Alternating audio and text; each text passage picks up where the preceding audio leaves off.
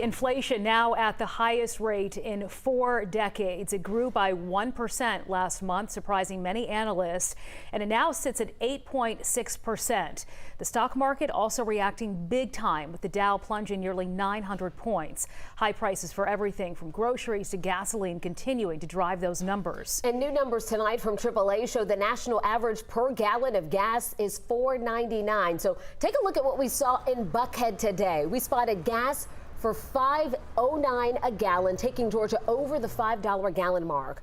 Our photojournalist spoke with Centroy Reese, who says that he paid $20 and didn't even get a full 4 gallons for it. And inflation is hitting us all in every corner of our wallets. Latasha Givens joins us now in Midtown with why you're paying so much more.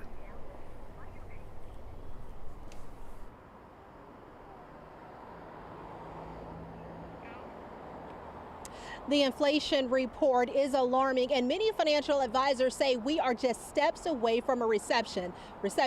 But there is a silver lining and options for Georgia residents. This is the highest inflation we've seen since probably 1980, 1981. Financial expert Andrew Poulos is referring to the new report showing an 8.6% inflation rate released today. And unfortunately, he anticipates the impact will get even worse for some families before it gets better. It's going to be a choice of, do we spend this money to buy food today, put gas in our cars to get to work, or pay the rent or the mortgage, and that's just a very, very difficult situation. Poulos explains there are 3 things sending the prices way up. Inflation in energy and fuel prices. We've got food inflation. We've got wage inflation, which is a big factor.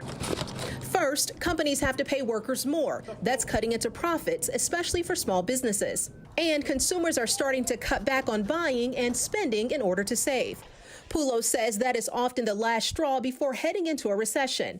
At some point, we're going to obviously, enter into recession. Some economists are predicting and analysts are predicting probably the first half of 2023. Some are predicting that we're already started going into recession, depending on the GDP report. But while this rate hike may seem like gloom and doom, Poulos says Georgia is in a slightly better position than many other states. That's because we opened up for business during the pandemic.